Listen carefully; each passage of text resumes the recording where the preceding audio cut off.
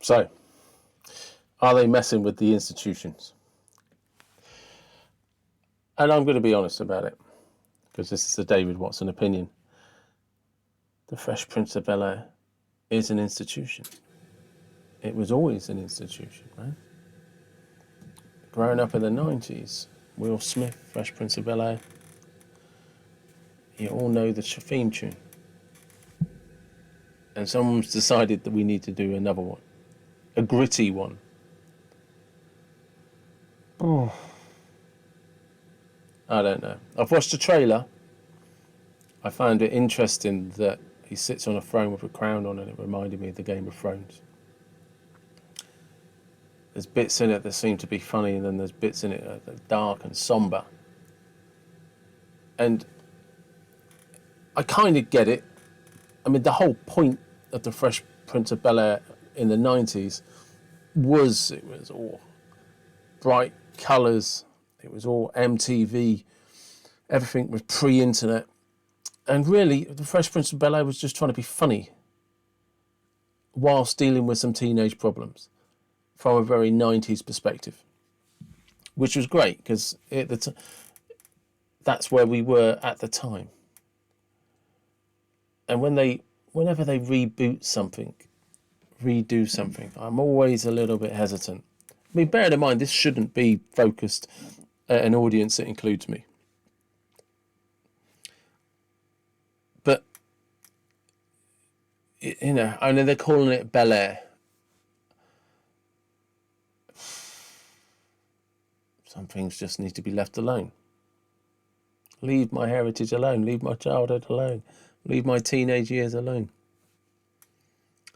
And I think one of the things that bothers me, and actually before I say that, I actually hope in its own way it's as successful as the Fresh Prince of Bel-Air was when I was growing up, because I call things like that my informative years.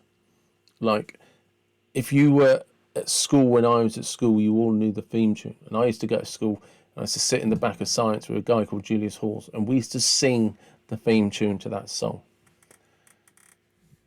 It had a global reach. It had its place, you know, in a weird way, and this is why I call it my informative years, because those teenage years are where you grab all of that information and it molds you in a certain way, and it gives you certain ambitions and certain dreams.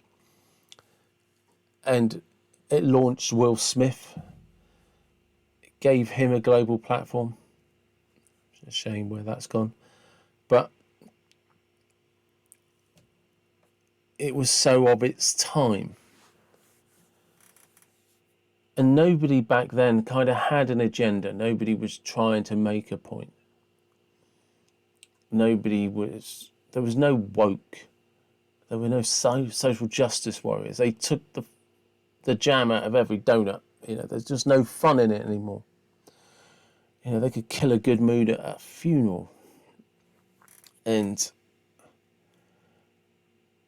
I hope that this program, in its own way, is as good as the Fresh Prince was when I was at school, when I was a teenager. It could never be that because it's 2022. And what I was watching was in the 90s. But they're already talking about it's going to be gritty drama. And that's usually between the lines means we're going to be woke. And we're going to ram home political opinions. And we're going to tell you that what is wrong with the world, that everything is wrong with the world. And I think if it goes down that road, it misses the point. When I was growing up as a kid, we also had a thing called Grange Hill. And that dealt with problems of the time, with bullying, and drug taking and stuff like that. And again, it did it in the fashion of that era. You know, if you look at the film Scum, it had a brutality about it which was of that era. And one of the things that I think people miss in today when they do these things, especially reboots where you're borrowing something and trying to make it completely different. And sometimes you don't have a choice, you know. It's got the Fresh Prince of Bel-Air had a heritage. Its name is synonymous with Will Smith and the 90s, and Jazzy and Colt and Uncle Phil. And you're going to reboot all of these characters. Okay, I get that. But it looks somber, and they call it gritty. But it looks somber. They're all racked with hundreds of problems, and they all look like they're trying to fight their way out of something. And I think that's, for me, that's always going to be the problem. Because every single episode, is it even going to be an episode? Let me just check that a second. I just checked the internet. Apparently, it's already got a 2-season deal. So it is going to be a series.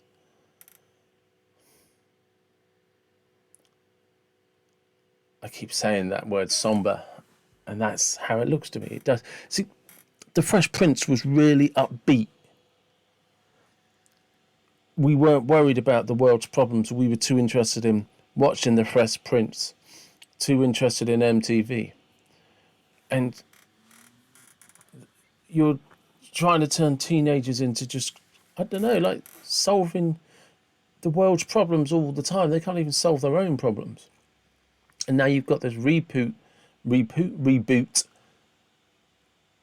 of The Fresh Prince.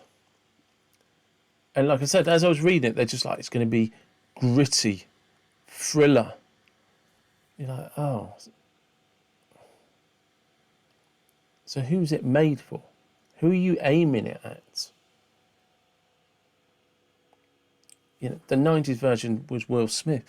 Its target audience was in one direction. It was aimed at the teenagers and the kids of the time. Who's this going to be aimed at? They're already talking about guns, drugs, violence, capitalism.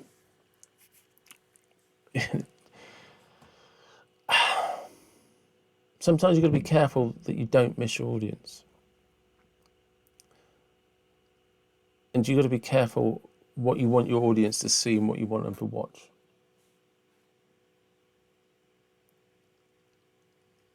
And sometimes, if you look at some of the best films or the best programs that are on at the moment, they're not apologetic in what they try and do.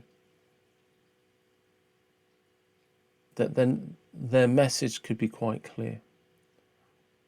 You know, the success of Game of Thrones was the fantasy and the lack of apology for the violence, the sex.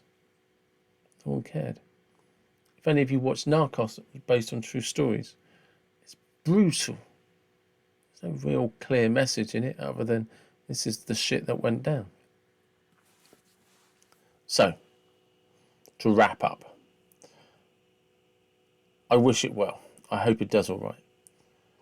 My fear is it's just going to be another woke propaganda. Oh, woe is me. Oh, woe is this world. And it's going to just destroy the fond memories of the Fresh Prince as I knew it. Let me know your thoughts. Comment down below. Tell me, what are you thinking about this? What are your memories of the Fresh Prince?